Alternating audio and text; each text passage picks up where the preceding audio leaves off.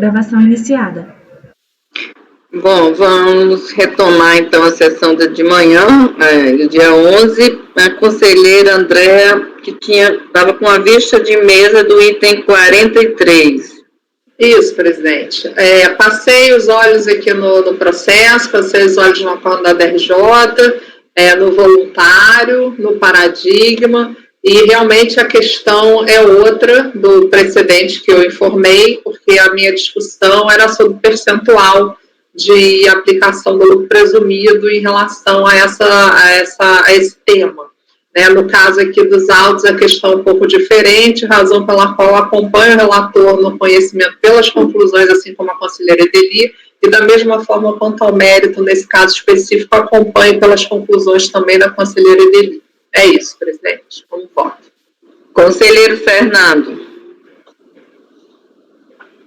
Presidente, eu voto com o relator. Conselheiro Toselli. Presidente, eu tive muita dúvida aí para ver se tinha dissídio, né? Porque realmente, esse meio tempo eu li o paradigma, não dá para ter certeza que é uma empreitada global ali, é mais se é custo, se é despesa própria ou faturamento, mas o Caio me convenceu na costura, porque quando ele fala, ele usa aquele termo, como é que é, preço ajustado, dá a entender que é empreitada total, então eu acompanho o relator sem ressalvas. Conselheiro Matosinho. Apoio o relator, presidente. Conselheiro Alexandre. Com o relator, presidente. Conselheira Rita. Vou acompanhar o relator. Acho que até no relatório do paradigma ele faz umas menções também sobre transferência, então acho que essa amplitude existe sim. Eu também acompanho o relator. Então, é negado o provimento por unanimidade e as conselheiras Edeli e Andréa acompanharam o relator no conhecimento e no mérito pelas conclusões. Não é isso?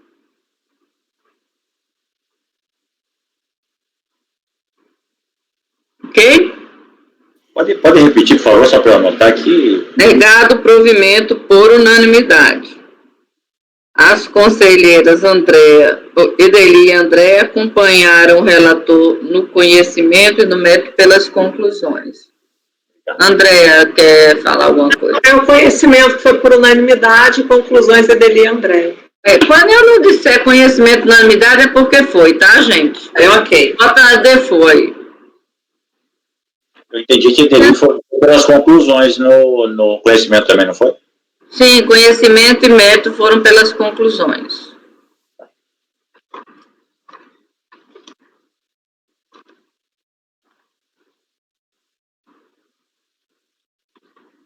Item 48 da pauta.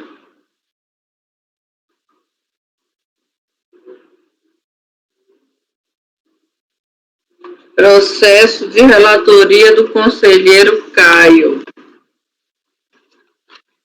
Que é isso? Retirado, a pedido do relator que comunicou anteriormente ao início da sessão de relatar o processo. Tá certo, não é nada demais, não. Ele não era meu, ele era do André. Isso. Ele era do André e, presidente, foi para intimar os responsáveis, tá? Que saiu, o André pediu para retirada de pauta antes do julgamento. Aí depois é que veio para o conselheiro Caio. Entendi. Porque está incompleto aqui, movimentado, aí não tem... Aí eu fui na ata anterior e fui ver. Bom, com a palavra o relator. Processo 13.984.000.495.2007.77. Relator com a palavra. Muito obrigado, presidente. Trata-se especial interposto pela Fazenda Nacional contra o acórdão 1101 final 602, proferido pela primeira ordinária da primeira sessão de outubro do 11, que deu provimento parcial ao recurso voluntário. A gente tem uma contenda que exige IRCS, contribuição ao PIS, COFINS, anos calendários de 2005, 2006, exigidas por auto de infração de contribuinte excluída do Simples, sob a acusação e infração de omissão de receitas, de revenda de mercadorias, a empresa teria deixado de declarar qualquer receita tributável nesse período, tendo efetuado um singular recolhimento de R$ 232 apenas no mês de fevereiro de 2005, enquanto, com base em informações da CPMF, teria movimentado somas superiores a R$ 3 milhões. Registro que a celeuma que prevalece agora na instância especial referem-se a 1. A legitimidade recursal da contribuinte para postular e pleitear em nome dos responsáveis.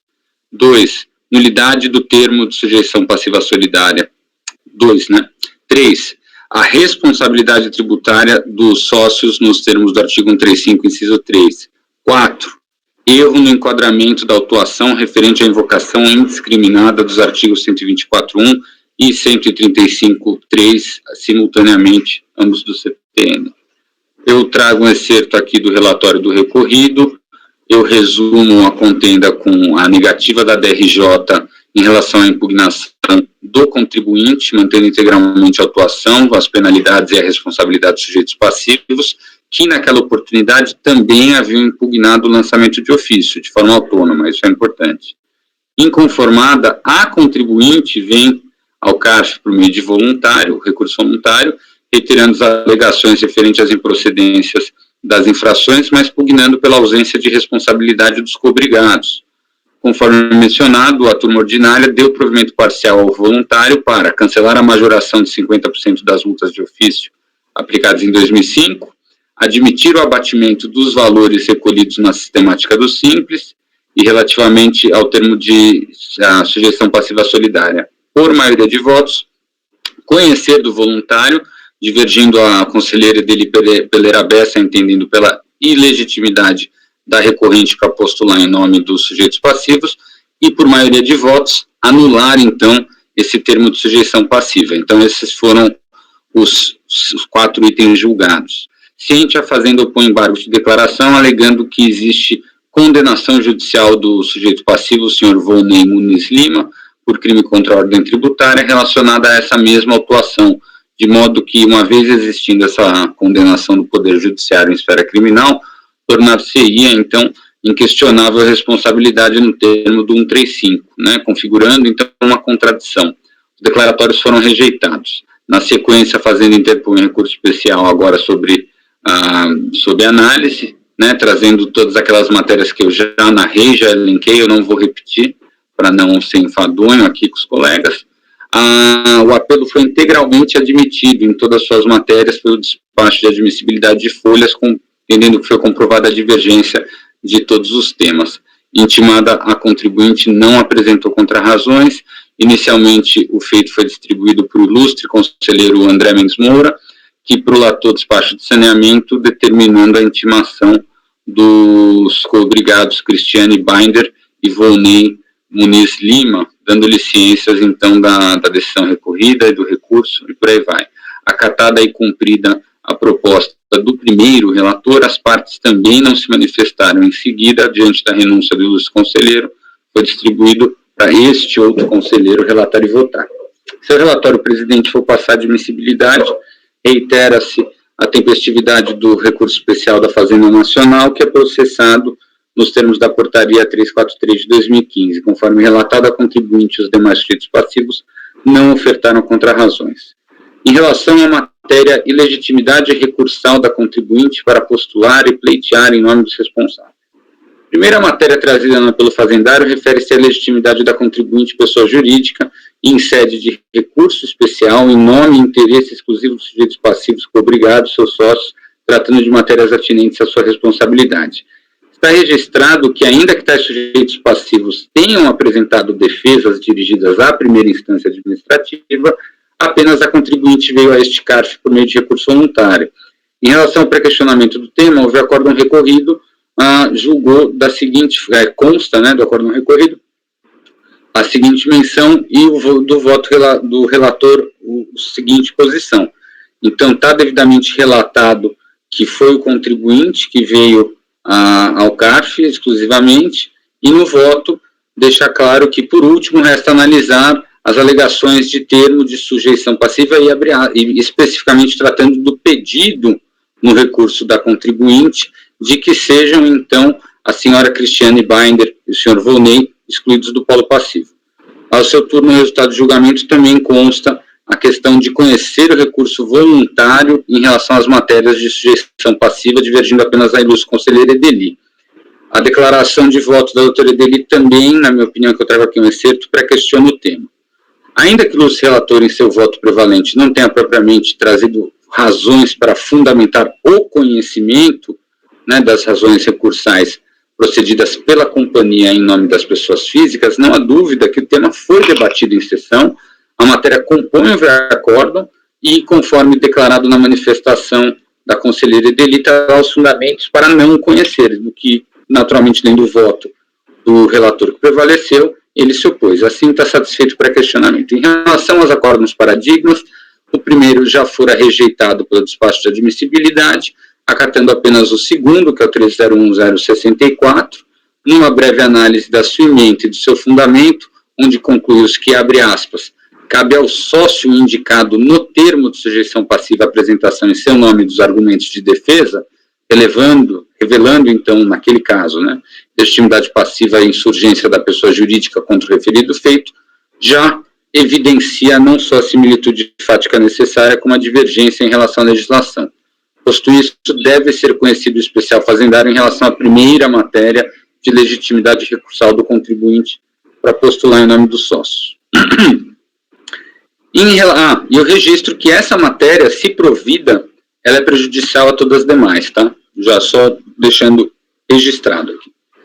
Segunda matéria, nulidade do termo de sujeição passiva. Em relação a tal termo, o pré-questionamento se evidencia na própria ementa do acórdão recorrido, restando dispensadas as maiores elucubrações sobre a sua ocorrência.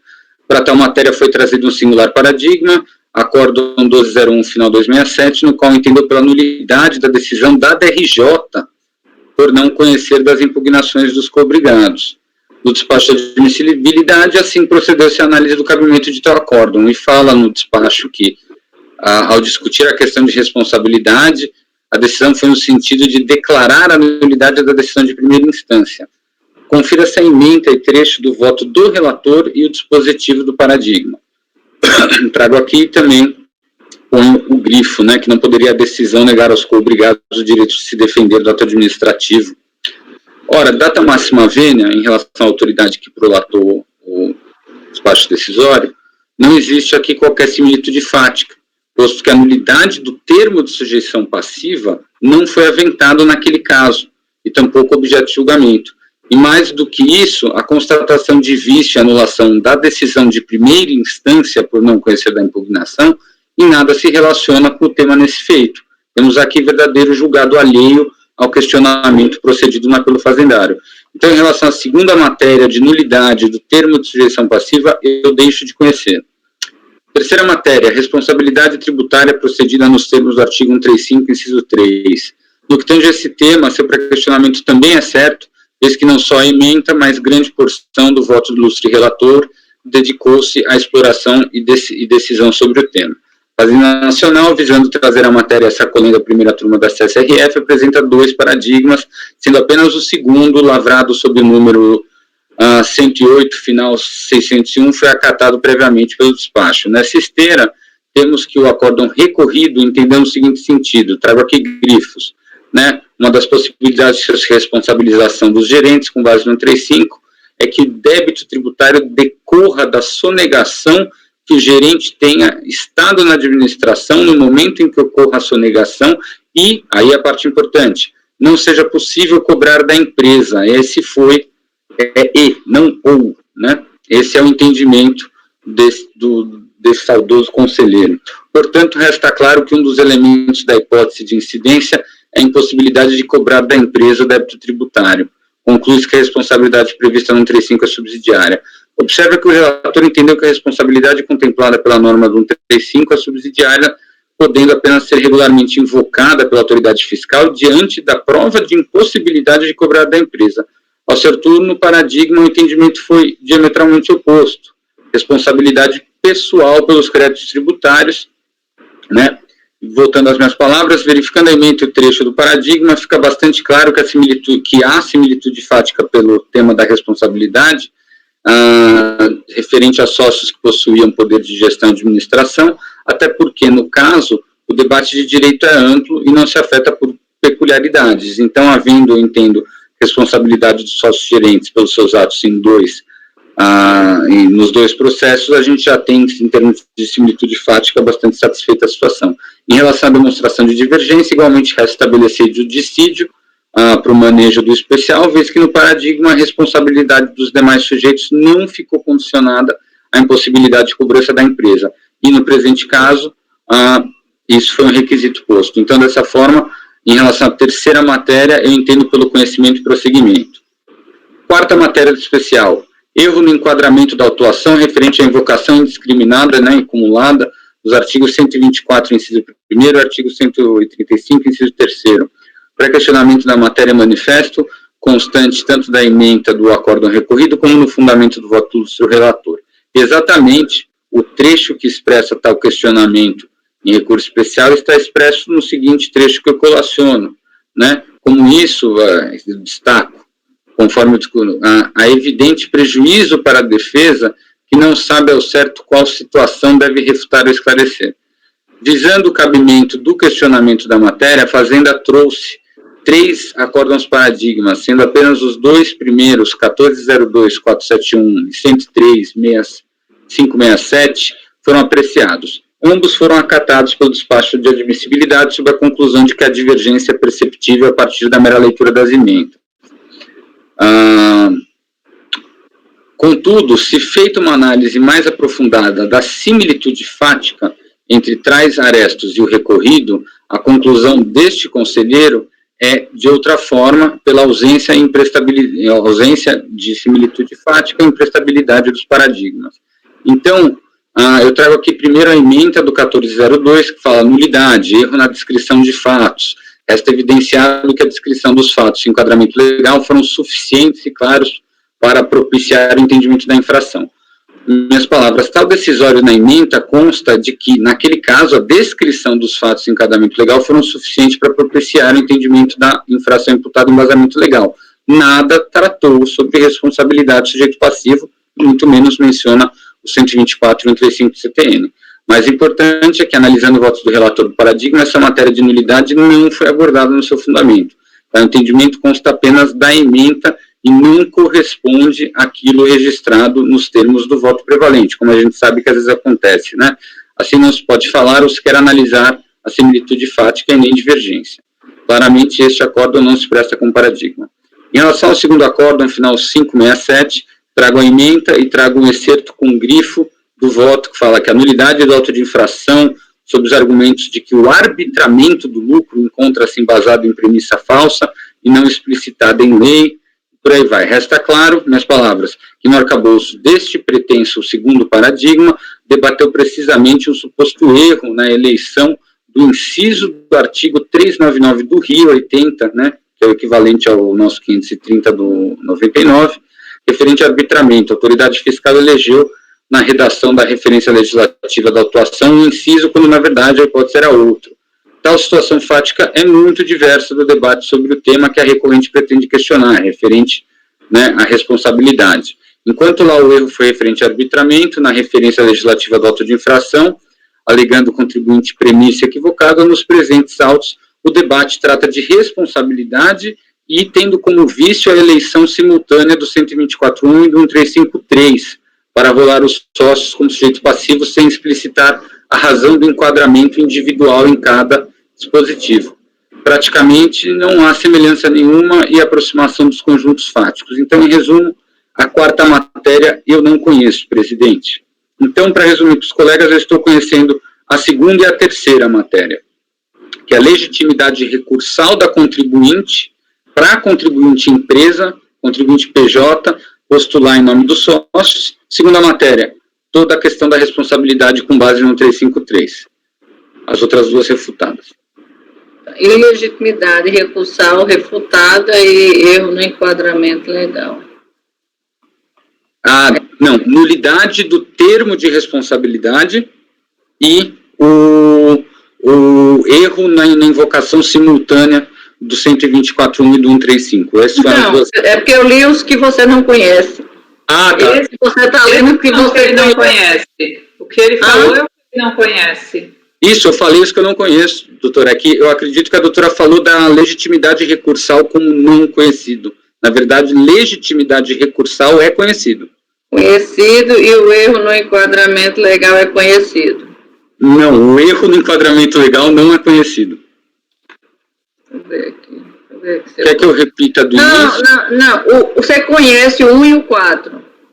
O 1 e o 3. 1 e o 3. Isso. Então, é o 135.3 e aí legitimidade recursal que você conhece. É que eu estava olhando o termo na hora. Vamos olhar o seu voto todo. Bom, vamos lá. Conselheira Edeli. Com o relator, só o detalhe 135.3 como aplicação subsidiária, né?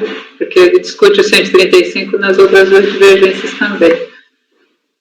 É melhor referir aí por números 135 subsidiário ao 124.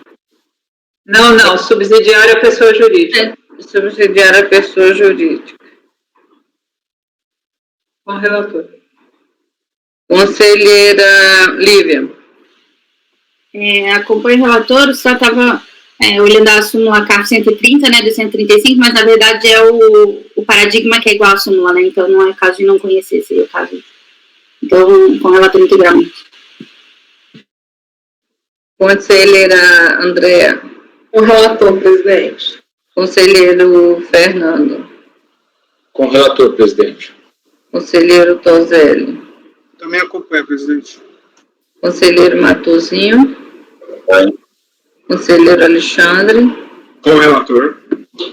Tá. E conselheira Rita. Eu só fiquei na dúvida, conselheiro Caio, se puder me ajudar. O não conhecimento com relação à nulidade do termo não traz consequências para o item do 135, nesse caso também não, né? Não, porque o motivo da nulidade foi que não constaria escrito expressamente no termo que os sujeitos passivos poderiam apresentar defesas. Então, a nulidade é um vício, todo o debate de nulidade que teve lá não foi jurídico, né, da existência ou não da responsabilidade em si, mas de uma falha de confecção do termo pelo auditor fiscal. Então, no fim do dia, elas nem se comunicam. Tá, eu conseguiria recolocar esses responsáveis mesmo sem ter o termo? Não é mesmo sem o termo. Eu entendo que eu estou aqui diante do recurso da Fazenda, certo? Uhum. A partir do momento que vai... entendo, a doutora quer dizer que se prevalecer a nulidade do termo, ficaria prejudicado o artigo 135, a matéria do 135. Realmente eu não tinha refletido sobre isso. Muito obrigado, doutora Rita. Eu acho que realmente fica prejudicada a nulidade. Eu preciso ver os termos, porque o relator, ele foi julgando tudo de um jeito só, né? É aquela coisa que a matéria... Eu não tenho, ainda que, né, se tivesse, ele fala, o termo, ele como é que ele usa? Isso, ele vai acumulando motivos para afastar a responsabilidade e ele põe a nulidade do termo pela falta de intimação específica. Aí a Fazenda que fragmenta em diversos termos, mas acho que muito bem atentado pela doutora, eu não tinha me atentado a esse fato, de que realmente se eu não conhecer e prevalecer, né, numa interpretação de que isso é uma matéria individual, a nulidade formal do termo, ficaria prejudicado a parte meritória do 135.3. Então, eu vou pedir só um segundo para eu rever aqui se...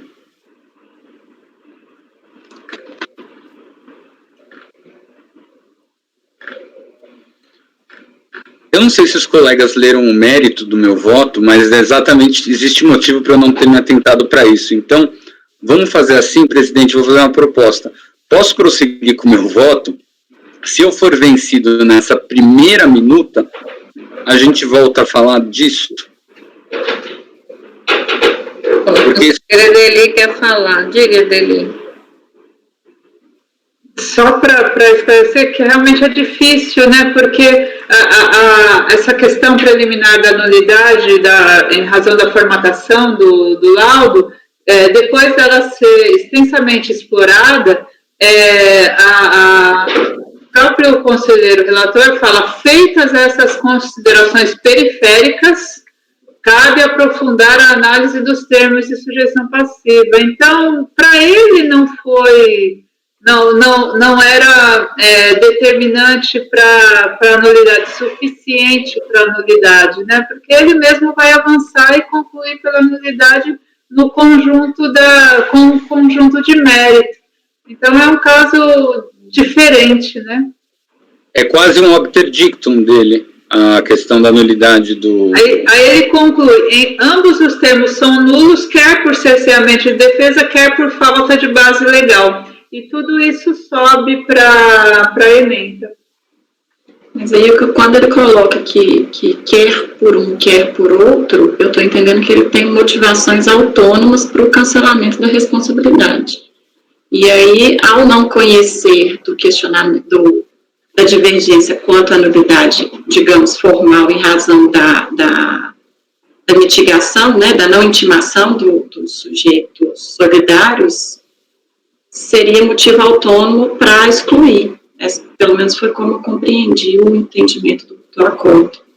É difícil afirmar isso que foi o que aconteceu, porque além de juntar tudo num pacote como conclusão de voto, na hora de fazer o resultado do acórdão também é um pacote só de dispositivo, por maioria anular os termos de sujeição passiva.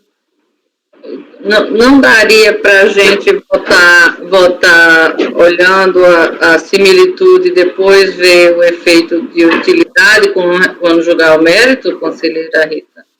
Não, tudo bem, era só um questionamento, acho que não tem problema também eu ficar vencida no conhecimento mais restrito, digamos assim, eu conheceria só da primeira matéria, que é a questão da legitimidade recursal, não tem problema. Conselheiro Caio quer falar. Diga, conselheiro. Não, eu acho que pode prosseguir, não era sobre... Bom, se a gente for registrar agora o conhecimento... Eu tenho que registrar agora, mas aí eu posso registrar conhecimento parcial por unanimidade e a conselheira Rita conheci menor extensão. Excelente. A conselheira Rita, conheci menor extensão.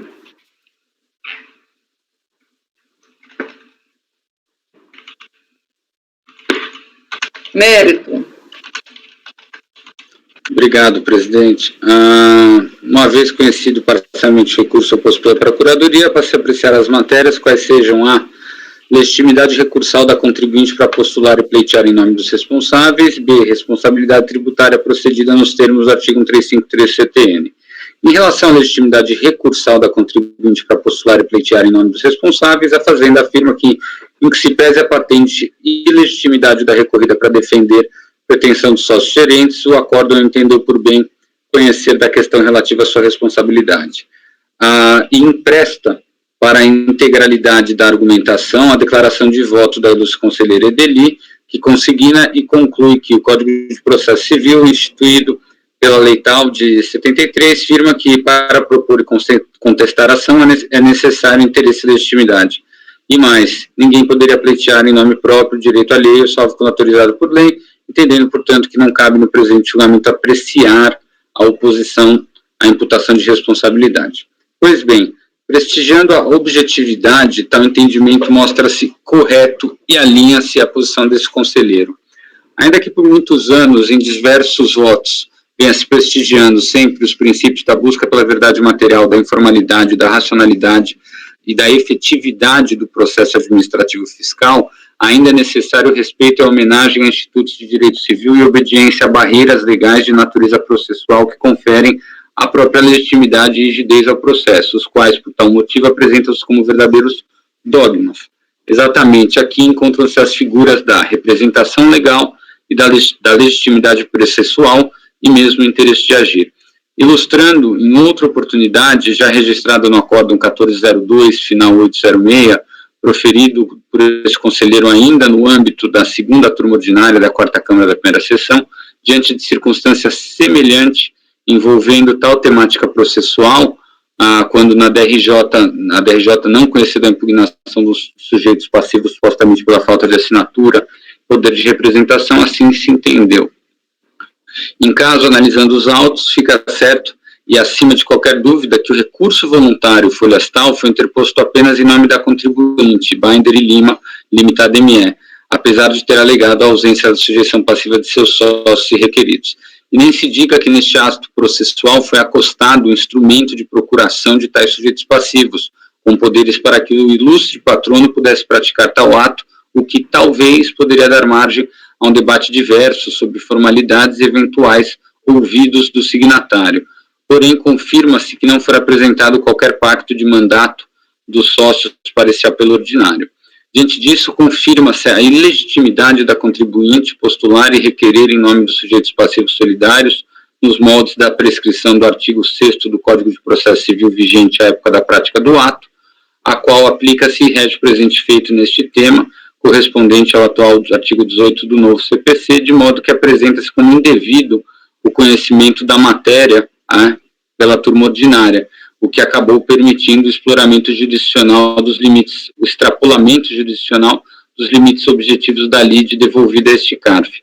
Endossando tal posição, então eu trago precedentes no mesmo sentido, que é um acordo com o conselheiro Murilo Lovisco, da 1402 de 10 de março de 2020, um acórdão da conselheira Giovana de Paiva Leite, de 10 de março de 2020, um acórdão do conselheiro Gerson de Castro, de novembro de 2019, e por fim um voto da conselheira Maria Lúcia Miceli, de 2009, todos entendendo que não poderia a PJ postular em nome dos sujeitos passivos. Assim, assiste razão a recorrente em relação a essa matéria, devendo ser reformado o Acórdão 1101, final 602, para considerar ilegítima e indevida a apreciação da matéria de responsabilidade dos sujeitos passivos solidários, senhor Volney Lima e Cristiane Binder, anulando, então, tal porção da prestação jurisdicional procedida, de modo a restabelecer sua manutenção no polo passivo. Frise-se que tal matéria é prejudicial ao outro tema conhecido, referente à responsabilidade tributária procedida nos termos 1353, de modo que não deve e nem se pode prosseguir com a sua análise meritória, estando assim devidamente apreciado e julgado recurso especial em tela. Registre-se que, igualmente, as duas matérias não conhecidas, nulidade do termo de sujeição e erro no enquadramento da autuação referente ao 124 e 135, por se tratarem de termos exclusivamente relacionados aos feitos passivos, eles também restariam prejudicados caso conhecido. Aqui é um obter dictum. Diante do exposto, voto por dar provimento ao especial da Fazenda Nacional.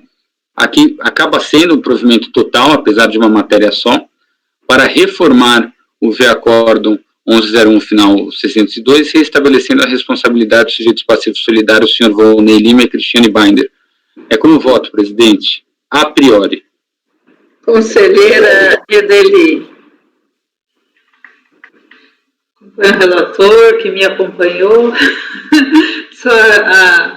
e já preparou uma proposta de súmula com precedentes suficientes.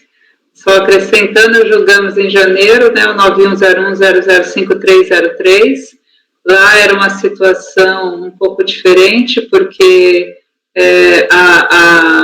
o recurso havia sido assinado por um dos coobrigados. Aqui o recurso é assinado pelo advogado, na impugnação até havia a procuração conferida pelos sócios, pelos responsáveis a esse mesmo advogado, ela sequer foi juntada no recurso voluntário. Então, acompanho o relator. Conselheira Lívia. Eu ia fazer a observação exatamente da assinatura pelo sócio, né? Porque aí informalidade, algumas coisas poderemos. Agora aqui, o advogado assinou, é difícil, acompanho o relatório integralmente. Conselheira Andréa. Com o relator integralmente, presidente. Conselheiro Fernando. Presidente, eu acompanho o voto do relator, chama atenção, inclusive, que o STJ, no RESP 1347627, julgado no rito dos repetitivos, decidiu nesse mesmo sentido. legitimidade de pessoa jurídica para recorrer em nome próprio em favor de seus sócios ou administradores. A sociedade empresária não possui legitimidade, tampouco interesse para recorrer em nome próprio na defesa de interesse de sócio ou administrador responsabilizado pelo grau tributário. Aí ele segue, está falando da execução, mas é absolutamente a mesma situação que a gente está tratando aqui no caso. Acho que seria interessante frisar isso e a gente utilizar de outra maneira esse repetitivo. Acompanhe. Nem precisaria de súmula, né? Nem precisaria de súmula. Conselheiro Caio. Fernando, muito perspicaz, muito bem trazido, mas isso vai gerar um debate enorme do distinguishing, porque foi em execução fiscal. Eu já tinha pensado nisso exatamente. E eu não estou falando que eu discordo, tá? Mas então isso você faz a proposta de súmula, Caio. Então. Vou fazer. Tem informalidade aqui, Já tá feito. Está dando o risco de... Bom, conselheiro Toselli. Acompanho, presidente. Conselheiro Matosinho. Acompanho, presidente. Conselheiro Alexandre. Acompanho, presidente. Conselheira Rita.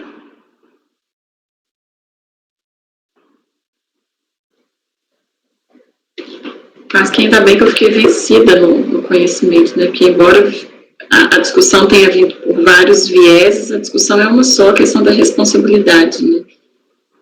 E talvez eu ficaria numa situação que eu não conseguia entrar no mérito se a gente tivesse pensado naquele conhecimento parcial em menor extensão. Mas aí, nesse sentido, então, eu vou acompanhar o relator por entender da mesma forma. Eu também. Então, fica dado provimento por unanimidade. Ok? Item 49 da pauta, processo de relatoria da conselheira Andréa, processo 10.882.720.146, 2008-14. A palavra, relatora. Está na pasta, presidente. Vamos lá.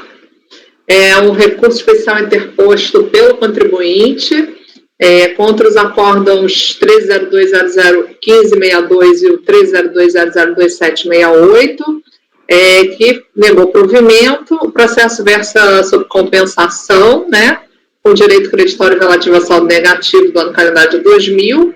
A autoridade administrativa, por meio do despacho decisório, não reconheceu o direito creditório. Da mesma forma, a decisão recorrida negou o provimento ao recurso voluntário. A ementa eu transcrevo. O contribuinte opôs embargos de declaração contra essa decisão, os quais foram monocraticamente admitidos em parte pela presidente do colegiado, para que este colegiado sobre ele se pronunciasse. Para a perfeita compreensão do ponto que se faz relevante para a análise do presente recurso, eu transcrevo alguns trechos do despacho de admissibilidade na parte que foram admitidos pela presidente do colegiado. Então, eu transcrevo aqui, esses embargos, eles foram parcialmente admitidos. Entretanto, por ocasião do julgamento colegiado dos referidos embargos, a turma, por unanimidade de votos, decidiu por não conhecer dos embargos apresentados ao fundamento em síntese de que a eventual desconsideração de determinado elemento probatório ou sua valoração equivocada revela erro em judicando e não erro em procedendo, que, não obstante impugnado por meios próprios, não desafia embargos, entendimento já muito sedimentado na jurisprudência do STJ. Aí a ementa do acórdão eu transcrevo abaixo. No recurso especial, a recorrente suscita a divergência em relação ao cabimento dos embargos de declaração para corrigir erro injudicando, apresentando como paradigmas de divergência os que eu abaixo transcrevo, 9303 e 3301 aí de número inicial. No mérito, a recorrente afirma que retificou a declaração de compensação original em 16 de setembro de 2006, mas que a ciência do despacho decisório se deu em 6 de 12 de 2011, conforme se vê no R de folha 190 dos autos, ou seja, mais de 5 anos depois da data daquela retificação, mas o acórdão partiu da premissa equivocada de que o despacho decisório seria sido certificado ao contribuinte durante o ano calendário de 2010. Defende que a situação autoriza o manejo dos embargos, os quais deveriam ter sido acolhidos para reconhecer a consequente homologação tácita do pedido de compensação. pede, então, que o recurso especial seja provido para que os embargos de declaração sejam considerados admitidos e que seja determinado conhecimento do seu conteúdo de mérito ao órgão julgador ACO, ou, alternativamente, caso a Câmara Superior entenda por imediatamente apreciar a questão, seja reconhecida a homologação tácita. O recurso foi admitido, a Fazenda apresentou contrarrazões, requerendo preliminarmente o não conhecimento por fundamento de que a pretensão recursal é de simples reexame de prova, que não é cabível em sede da estreita, de recurso especial. Então, no mérito, sustenta a manutenção da decisão recorrida ao relatório. Quanto ao conhecimento, a Fazenda Nacional argumenta em contrarrazões que o recurso especial não deveria ser conhecido antes do fato que a pretensão recursal envolveria a mera reanálise de provas, inviável nessa instância, e que, ademais, o cabimento ou não dos embargos declaratórios é necessariamente veiculado à situação fática versada em cada processo, não se mostrando possível estabelecer similitude fática. Discordo dessa argumentação. A divergência em questão diz respeito à possibilidade ou não do manejo de embargos de declaração para correção de erro injudicando, ou seja, volta-se diretamente à análise e interpretação da legislação, afeta o processo administrativo fiscal, mais precisamente ao 65 e 66 do RICAF. É disso que erro injudicando é aquele que pode existir em uma decisão que tenha julgado o mérito da causa e que pode configurar-se tanto num erro de fato, quando o julgador, por exemplo, toma verdadeiro fato inexistente, ou toma por inexistente um fato ocorrido, ou em erro de direito, quando o julgador, por exemplo, erra ao valorar juridicamente um fato ou aplicar um direito ao fato. A forte corrente jurisprudencial que entende que, tratando de erro injudicando, o recurso cabível visa sempre a reforma da decisão, daí porque não se faria possível o manejo dos embargos nessas circunstâncias. O acordo recorrido segue esse entendimento quando afirma que o erro injudicando, não obstante impugnável por meios próprios, não desafia embargos. Da mesma forma, quando afirma que tanto a desconsideração de determinado elemento probatório quanto a sua valoração equivocada configuram um erro injudicando, o acordo recorrido também se refere nitidamente às duas hipóteses, erro de fato e erro de direito. O 9303-006042, primeiro paradigma, por sua vez, sustenta que podem ser atribuídos efeitos infringentes de forma excepcional aos embargos de declaração, na hipótese de ocorrência de erro judicando, decorrente da má apreciação da questão de fato ou de direito, assim abordando a um só tempo tanto as questões de erro de fato quanto as de erro de direito, admitindo os embargos, ainda que de forma excepcional, em qualquer dos casos. Ora, a divergência da interpretação da legislação tributária afeta o processo administrativo com todas as vênias é patente. A divergência. No acórdão 3301003447, segundo paradigma, por sua vez, sustenta que podem ser atribuídos efeitos infringentes aos embargos de declaração quando o acórdão contiver erro de fato.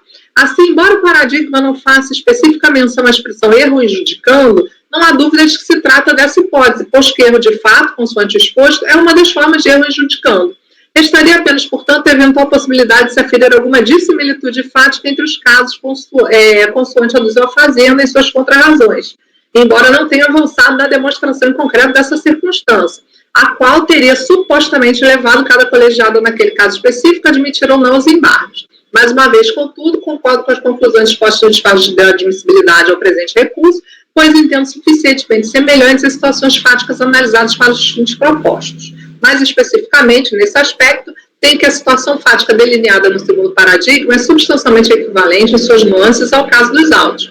No caso dos autos, a questão fática alegada por meio dos declaratórios diz respeito especificamente à data da ciência do despacho decisório que indeferiu a compensação requerida. Enquanto no voto condutor da decisão recorrida, o relator assentou que esta ciência se deu durante o ano calendário de 2010, sem especificar de onde teria extraído tal informação. De resto, imprecisa, os embargos de declaração opostos apontaram exatamente onde se encontrava o documento de ciência daquela decisão. A data de cientificação do despacho decisório está na folha 190 dos autos, em que consta o AR de recebimento. Os embargos, contudo, não foram conhecidos. No caso paradigmático, por sua vez, a questão fática alegada por meio dos declaratórios diz respeito especificamente à data da ciência do acordo de manifestação de inconformidade, que manteve o indeferimento da compensação requerida. Enquanto no acordo embargado, constou que a ciência da intimação do acórdão 05-32440 prolatado pela terceira turma da DRJ Campinas, se deu em 12 de 4 de 2001, conforme a arte de folhas 81. O acordo paradigmático assentou o documento de folha 151, representa o rastreamento do termo de intimação de folha 79, que deu ciência ao contribuinte do acordo de manifestação de conformidade. Lá, consta que a postagem foi feita nos Correios em 12 de 4 de 2001, mas foi efetivamente entregue ao contribuinte em 13 de 4 de 2011, uma quarta-feira. Nessa conformidade, reformou a decisão embargada, reconhecendo a tempestividade do recurso que fora dado por intempestivo na decisão embargada. As situações fáticas, portanto, são casos muito semelhantes, até mesmo no que diz respeito à natureza do erro de fato cometido em cada caso, ao passo que as conclusões são nitidamente divergentes. Assim, pelo exposto, não vejo óbice quanto ao conhecimento do recurso especial. Quer parar aqui, presidente? Você já tem condições de votar, Lívia? Podemos votar. Conhecimento. Acompanha a relatora. Conselheira Lívia. Eu me acompanho. Conselheiro Caio. Com a relatora. Conselheiro Fernando. Acompanho, presidente. Conselheiro Toselli. Com a relatora, presidente. Conselheiro Matosinho. Com a relatora. Conselheiro Alexandre. Com a relatora, presidente. Conselheira Rita. Acompanho. Então, o conhecimento também acompanha, que é o conhecimento unânime. Bom, mérito. De acordo com o artigo 65 do RICAF, os embargos de declaração são cabíveis quando houver obscuridade, omissão, contradição entre a decisão e seus fundamentos, ou omitido o ponto sobre o qual deveria pronunciar-se a turma. Já o 66 estabelece que as inexatidões materiais, devidas ao lapso manifesto, e os erros de escrita ou de cálculo existentes na decisão podem ser corrigidos por meio de embargos inominados. Aí o CPC, trago aqui o 1022, né, que são questões semelhantes, que dão os embargos inominados, afora o fato de o CPC, portanto, tratar como embargo de declaração a hipótese para o qual o RICAF prevê o uso de embargos inominados, ou seja, o erro material, fato é que a conformação de ambos os diplomas é substancialmente semelhante, nenhum dos dois fazendo qualquer tipo de menção expressa aos erros de fato ou aos erros de direito, ambos em erros em judicam.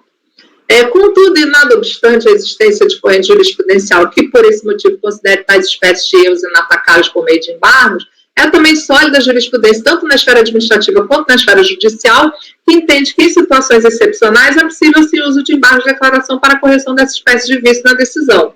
Na esfera administrativa, pode-se referir a título exemplificativo dos acordos citados como paradigma. Na esfera judicial, peço vênia para transcrever excerto do ministro Senhor Zavascki, proferido dos embargos de divergência, nos embargos declaratórios e nos embargos declaratórios de recurso extraordinário.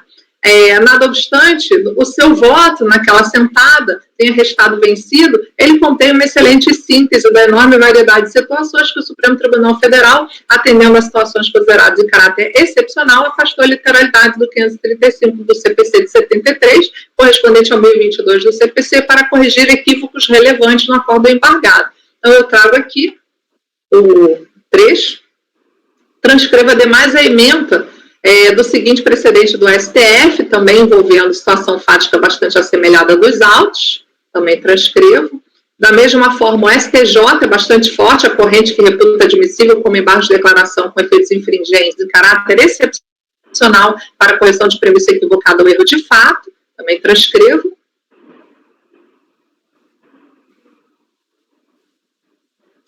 O último precedente acima mencionado do STJ menciona uma série de outros precedentes. Tudo isso posto, e retornando ao caso concreto dos autos, não tenho dúvidas em afirmar que o erro apontado é evidentemente decisivo para o resultado a ser alcançado.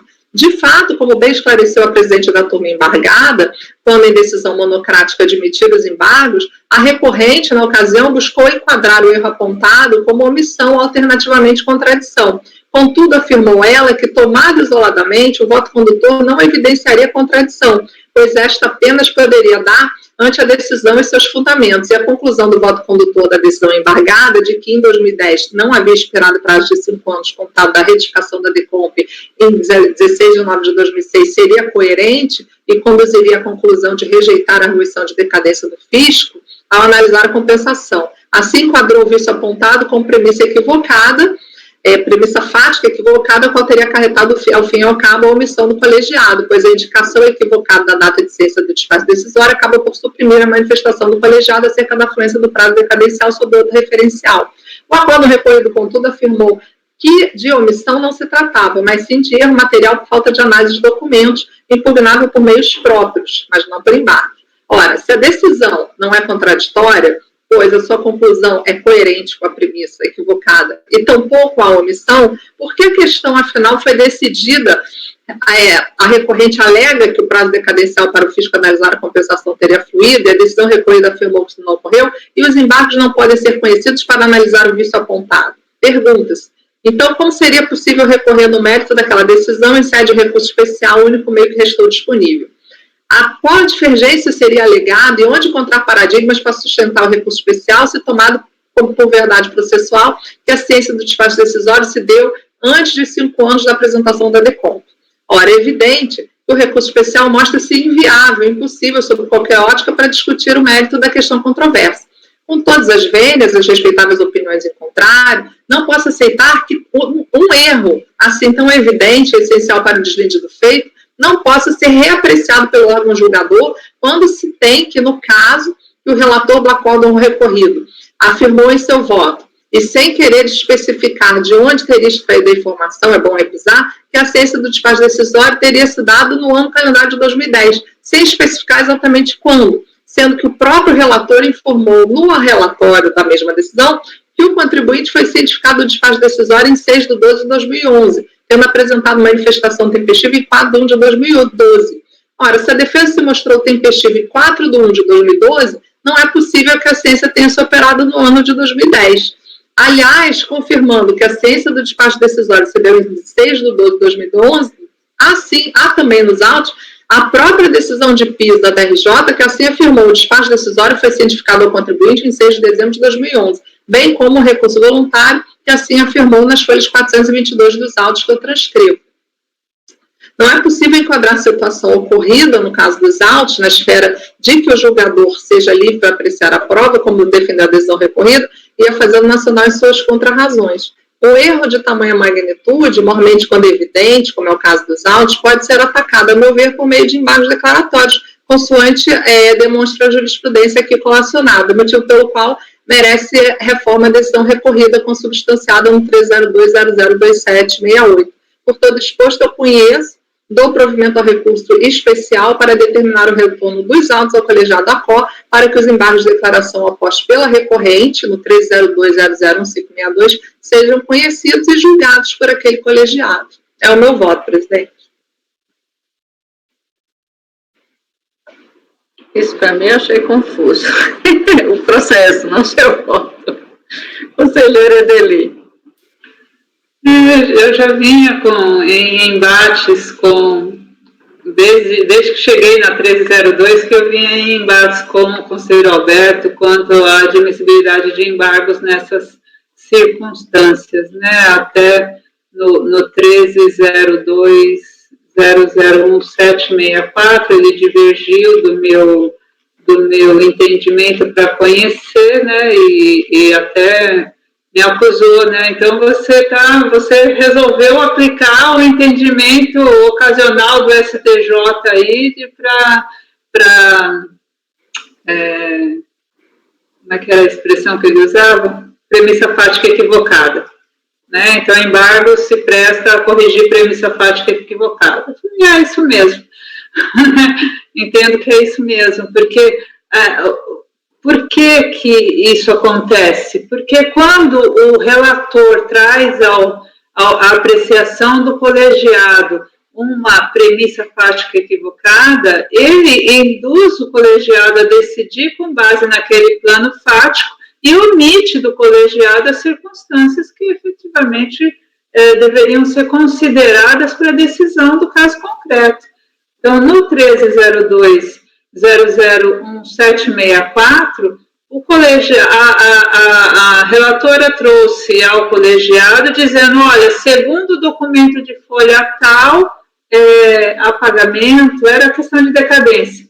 Quer dizer, na folha tal, e à época, inclusive, os autos eram em papel, né, o colegiado não tinha acesso a todas as informações, na folha tal consta a prova necessária. E aí veio o embargo dizendo, olha, não tem nada nessa folha, né? Então isso é erro injudicando, né? Isso, agora o contribuinte tem que operar por que meio, né? O meio, para mim, isso é uma missão de fato sobre a qual a turma deveria se pronunciar, né? Porque o fato foi suprimido do relatório, né? Foi trazida uma situação que não é a real. Então, eu visualizo nessas circunstâncias que o embargo cabe, né? Nesses casos específicos, inclusive na admissibilidade. Eu trouxe essa mesma jurisprudência do STJ para justificar a admissibilidade do recurso. Me lembro que eu até já tentei construir súmula nesse sentido por conta do posicionamento da terceira turma da Câmara Superior em favor da admissibilidade dos embargos nessas circunstâncias.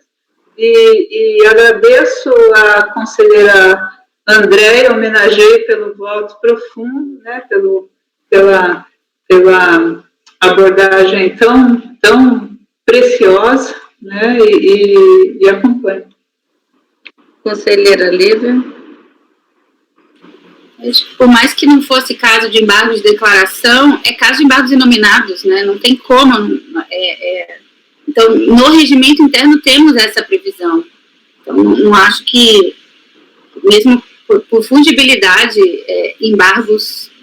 esses embargos deveriam ter sido analisados. Então, mas com a relatora, não pelas conclusões, porque o voto dela está substancial. Conselheiro Caio. Com a relatora, presidente. Conselheiro Fernando.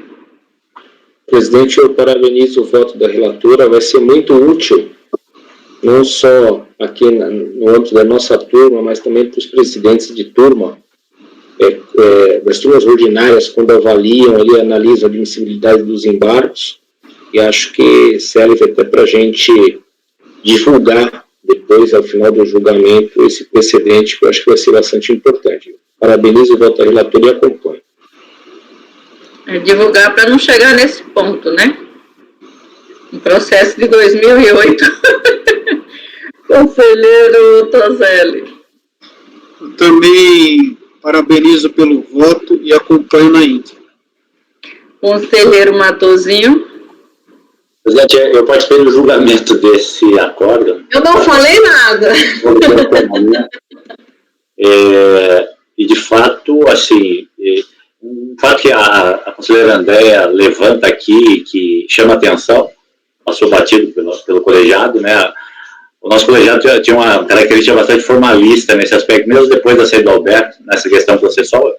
Provavelmente vamos receber alguns recursos lá derivados de alguns aspectos, principalmente no conhecimento da prova, é muito rigoroso.